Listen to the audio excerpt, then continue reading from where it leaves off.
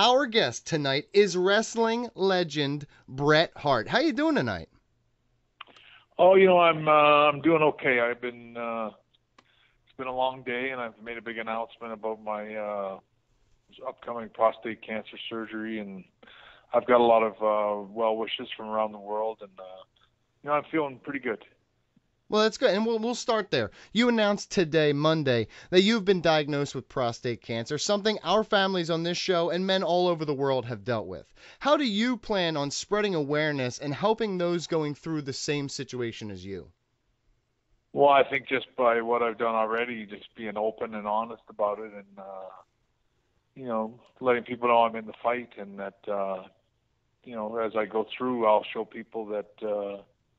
I hope in the near future I can prove to people, that I'll overcome this battle, and I'll be on the better side of it in 6 months or so, and then people will gain strength from that and use me as somebody that they can look up to, and when somebody in their family or they go through it themselves. That's a great message, a great way to start, too. So let's change gears a little bit here to Sharpshooter Funding. While most fans know you as the Hitman, you're a part of a new venture called Sharpshooter Funding, a company which provides much-needed funding to small and mid-sized business owners. What made you want to get involved in this venture, and how has your involvement helped the credibility of the brand already? Well, I had the pleasure of meeting Paul, who's in charge of all this and with Sharpshooter Funding. And, his relationship with me actually surprisingly goes back many, many years to meeting him in, I think, a contest.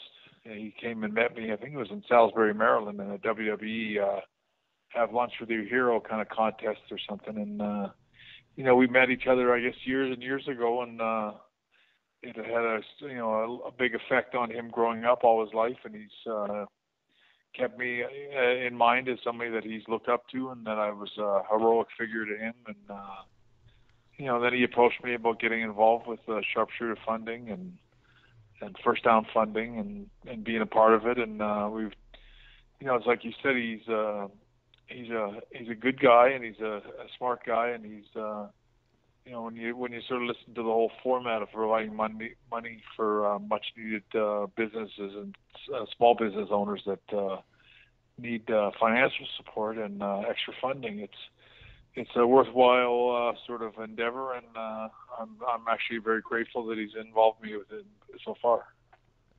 Well, as someone who is considered a hero by many in Canada, how much do you enjoy working with Canadian businesses and helping the local economies across the country through Sharpshooter Funding?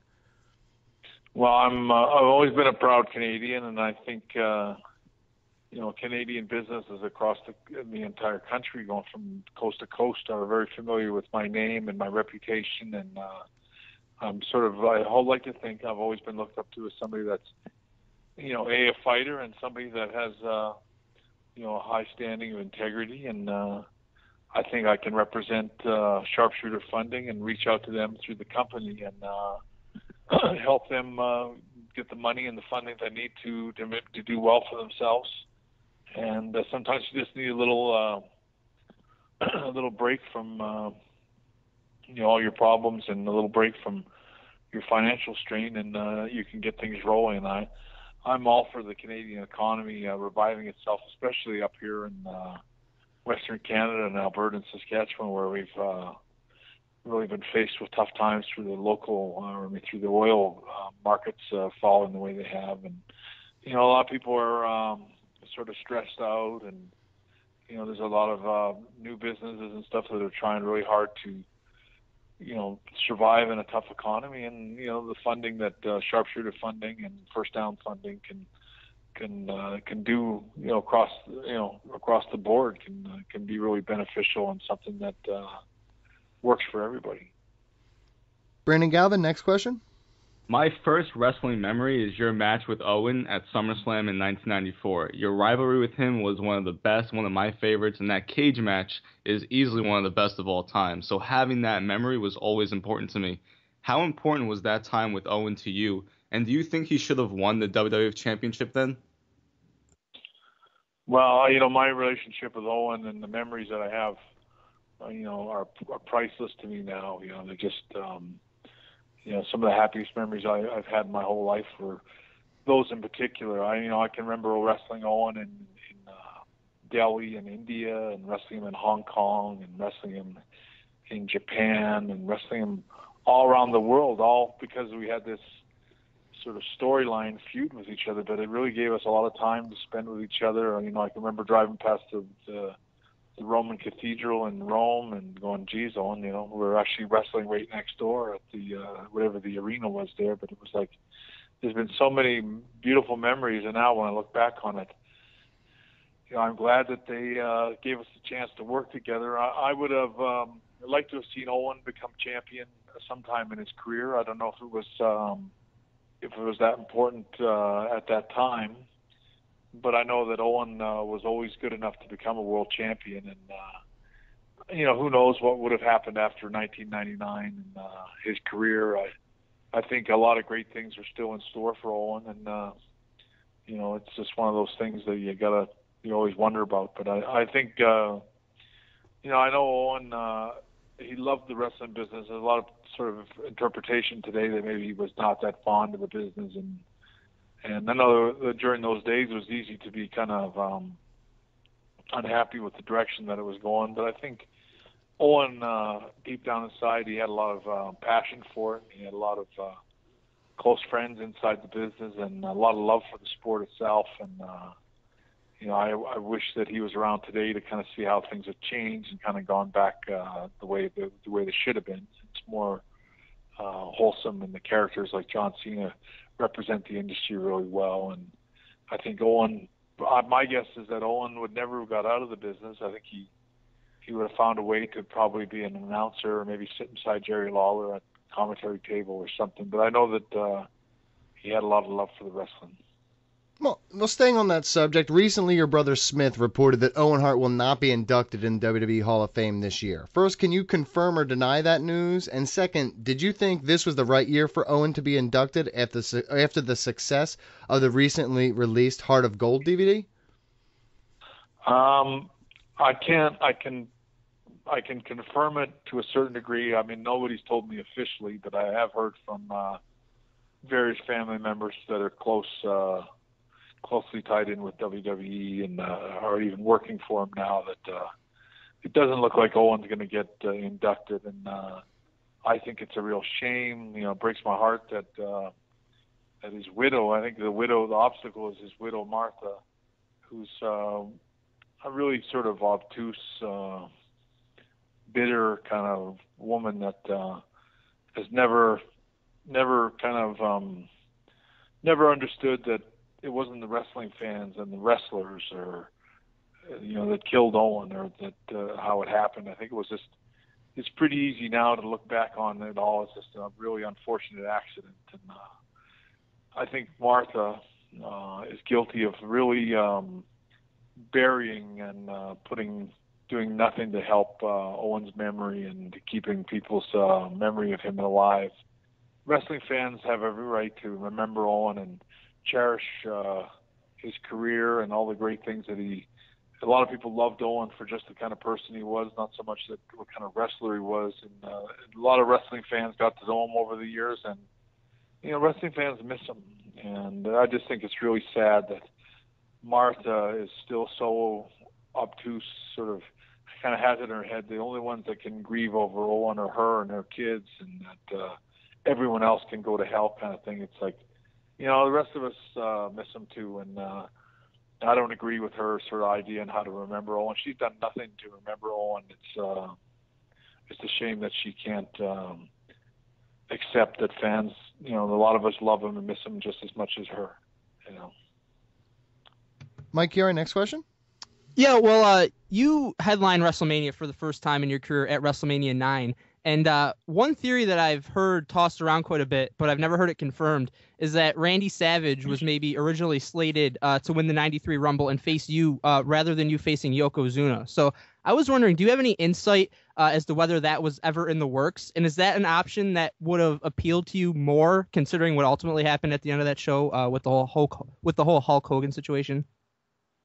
I've never really ever heard that possibility put before me before. I would have loved to have done that instead. I loved Randy Savage, and we both were real big fans of each other's work, and we wanted to work with each other all the time. So many times we would go to Vince McMahon directly and say, look, we really want to work together. Let us work together. And Vince would always say, don't worry, you will. We're going to do something with you guys. So it's, maybe somewhere that was going to be a possibility. The whole thing with Hulk Hogan seemed very out of nowhere, almost like they thought of that on short notice. I think I've always believed that, that Hulk Hogan was making a play, or it was a bit of a power trip going on for him. He was kind of throwing up the possibility that if Vince didn't bring him back in a big way, he was going to go to WCW, which he ended up doing anyway. But I think in an effort to maybe slow down that from happening, or try to work something out, I think they came up with that ridiculous ending that they did at WrestleMania 9. But in saying that, I will say this much, that the match I had with Yokozuna, even though it was not necessarily a real long match. I think it was under 12 minutes or something like that. But, I always thought it was the best match Yokozuna ever had. You can watch any match that Yokozuna ever had, and I know that that was the best one I've ever seen him in. He worked really hard. We had a really solid match. It was too bad the ending was so lousy, because a lot of times when you really look at it, that ending wasn't very good for him either. He lost the belt to Hogan in about 10 seconds, which was always so ridiculous. The whole thing was so ridiculous. But I always felt bad. I had a really great match worked out with Yoko, and he did cut me short on the ending, and we didn't get to do the last couple of minutes of what was even, I always thought it was a really great match, but there was another segment or another 2 or 3 minutes of stuff that he edited out of the match by, I don't know if he just got really tired or exhausted, but the expression in wrestling is he went home early, and we end up going into the ending way too soon. That's why Mr. Fuji has such a hard time fumbling, trying to get to the powder that they were going to throw in my face and all that. But, it's still, despite everything that happened, it was my favorite match that I ever had with Yoko. And in answer to your question, I would love to have wrestled Randy Savage instead. I would love to have done anything with Randy Savage, especially now looking back and knowing that Randy's gone and Yokozuna's gone. And, I have nothing but respect for both of them, but Randy Savage was one of a kind. Brandon Galvin?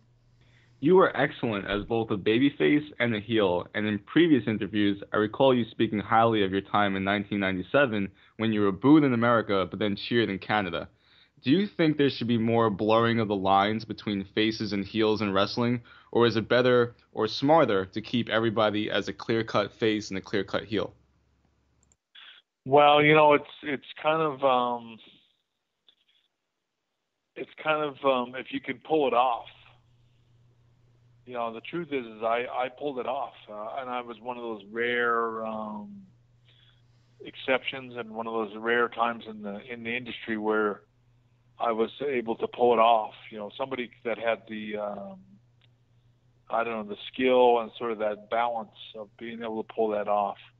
I don't know that anybody else has been able to pull that off very well. Maybe Steve Austin, to a certain degree, was a good guy and a bad guy at the same time, but I don't know that he was a good guy and a bad guy in one country, and then a bad, in one and the other in another. But I think today's wrestling is, the lines are too blurred. The fans, they seem to cheer and boo the same, like to the point that. The reality of it is that the wrestling fans dictate policy. And when you're a wrestler in the middle of the ring, you got to go by the reaction of the fans. So when the fans are reacting, with not a clear-cut reaction, where they're kind of with you and they're kind of not with you, or they're cheering you when they should be booing you and that kind of thing, it's hard for the wrestlers to deliver what they want, to give them the match or give them the kind of contest that they're sort of looking forward to. And that happened back in '97 when that whole process happened with me. It was getting awful hard to be a good guy, and the fans that were coming to the shows were, sort of a young male audience that got more kicks out of, throwing a monkey wrench in the thing and cheering the bad guys and booing the good guys. And, going back to even great wrestlers like The Rock were having a really tough time in those days, trying to find their niche, be able to be the good guys that you'd think fans would want to watch. It's tough. You got to have a clear message from the fans what they want, and a lot of times fans, maybe not so much today, but back then, and occasionally today, sort of think it's cute to go against the grain and cheer the bad guys and boo the good guys. And my hat goes off to John Cena because he's a good hero, and he tries hard to be a good hero, and the fans boo him, and it's like, I admire him for sticking to his guns and, being the babyface or the hero that he is. Mike Chiari? The Montreal Screwjob's obviously something that wrestling fans are always going to talk about, and it's been discussed ad nauseum at this point. But something I've always been kind of curious about is proposed compromises by either you or Vince. So aside from the DQ finish and then you vacating the title the next night on Raw, which was the agreement that was supposed to happen, do you remember any other interesting scenarios in terms of like alternate finishes against Shawn or even alternate opponents that you would have been okay with dropping the title to? Well, there was a lot of things suggested in the week leading up to that match. I was pretty much in an unflinching position. I wouldn't go back on my position. And Vince, I offered to Vince that I would drop the title to any single other wrestler, including Steve Lombardi, from anybody he wanted to, in any way he wanted, but I would not drop the belt to Shawn Michaels because he had disrespected me as badly as he did, and that I didn't care to, if Shawn wanted to do something with me, that it was going to be me winning, and that's all there was to it. But there wasn't a whole lot sort of put forward that day, and there was, we all showed up in Montreal, at least I did, with the, I had a fixed position, but I was willing to hear whatever he wanted, what would consider a possible way out of it. And there's always a million ways out of it. And they'll say, there's never there's always an outcome and that kind of stuff. But, that's not true. There can be a blurry outcome at the end of a pay-per-view. And as I've seen lots of times in different pay-per-views before then and since then. And there's been lots of times where wrestlers have refused to drop the title. And that goes from Hulk Hogan to Honky Tonk Man to numerous other wrestlers that have, refused to let that happen. And those kind of things weren't done to them. I was very open to any kind of, my issue is with Shawn and the disrespect he made to me. And I made that clear to Vince months and months ahead of time. And Vince had even told me right off the bat that I could leave any way I wanted, and I could leave. I could forfeit the belt if I wanted to. That was originally his idea, not mine. And if there was ever a situation where I was going to leave the company, that I had, free run whatever way to do it. But I think other parties at the time that had his ear, and Vince can be very, he can be very twisted and sort of pulled in different directions. And I think Shawn Michaels and Triple H were really pushing to him that to not let that happen, that we could. I think it was Triple H's idea to do the screw job, and Vince eventually relented and went along with it. But I don't think, in hindsight, that anyone can look back on it today and go, it was a good idea. It worked out really well. It was a stupid idea, and it worked out really poorly for everybody, including them. And there was a lot of better ways to do business than that. And as far as alternative endings and stuff, I went in. When I showed up that day, Vince agreed with everything. He told me that we could do it my way, that there was going to be a run-in, and all the wrestlers would be a disqualification, and I would keep the title. And I was happy with that. So I didn't need to come up with another idea. But if he had told me, oh, we still not sure what we want to do here, I mean, I was very receptive to trying to find a solution that, gave him what he wanted and at the same time protected my my integrity and my respect that I had for the business. Well, you mentioned Triple H, and that's a great segue here. The world champion right now is Triple H, something many fans, including myself, completely disagree with. What are your feelings on Triple H winning the 2016 Royal Rumble and being booked in the main event of WrestleMania 32? I don't know. I found it harder to watch wrestling in the last. I really was a big fan of Daniel Bryan, and I was a really big fan of CM Punk. To me, they were great wrestlers. I think Triple H is a guy, and it's just a different sort of mindset, but he's somebody that's more about how you look. Like he's more into a guy like Batista, and more about a guy like Rock, and more about a guy like Brock Lesnar. It doesn't really, although I'll say Brock Lesnar, I think he's a great wrestler. But he's more about how guys look. If they all look like Hulk Hogan, or they all look like, if they were big muscle-bound kind of guys, they all look like Arnold Schwarzenegger, he would be really happy. That to him is what wrestling's all about, and those are the kind of guys that you should push. And I think that's maybe why he's the champion. I don't know, but I'm personally a guy that's more about wrestling, and I don't really have an interest in watching sort of bodybuilders stumbling around the ring, because they're not always the greatest athletes, and it's not about how you look, it's how you wrestle. And so that's all I have to really say about that, is that wrestling fans are the priority, and they should always look at like I'm a big fan of Kevin Owens. I think he's a great wrestler. I'm a big fan of Brock Lesnar as a wrestler. I wish he'd won the Rumble. I wasn't too impressed with the Royal Rumble this year. I thought it was really flat, and I think there was a lot of bad calls made as to who got pushed and who didn't. I think it's a sad state of affairs when you have the biggest wrestler in the world, the Andre the Giant of today, Big Show, go out and just get thrown out of the ring by one guy. That's just stupid booking. And I think when you look at someone like Mark Henry, who's billed legitimately as the strongest man in the world in wrestling, and he goes out there and he's thrown out of the ring less than 30 seconds into the match.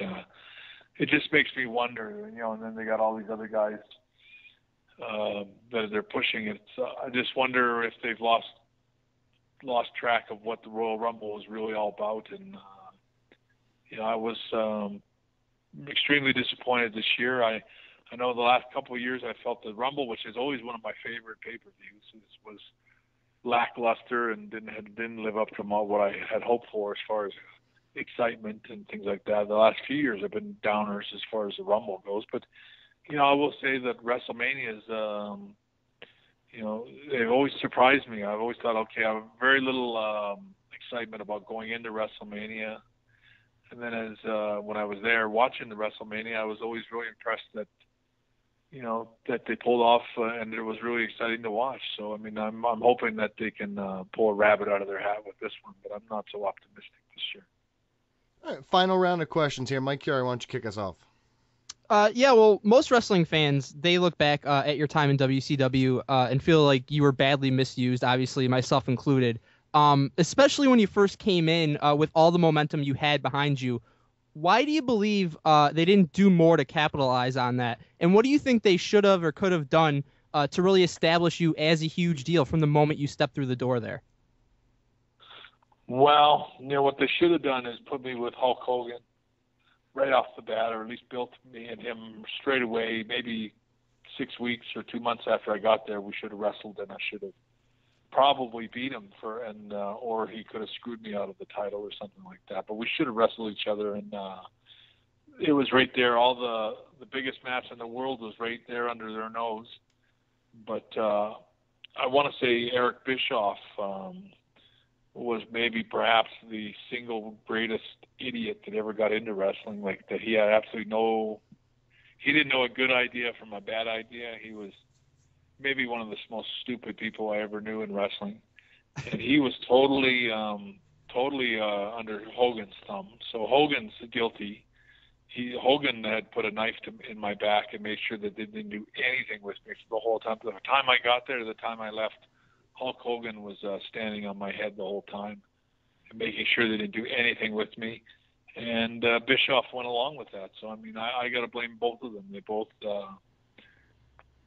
probably in a lot of ways killed the wrestling business back then, killed the future of two wrestling businesses, that was the best thing for all the wrestlers when we had two companies.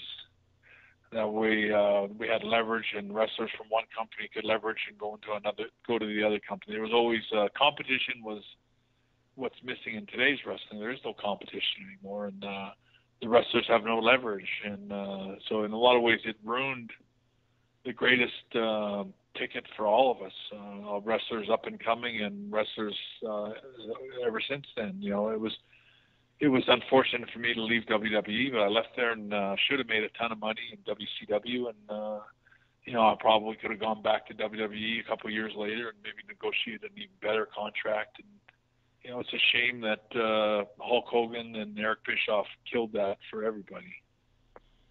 Brendan Gavin?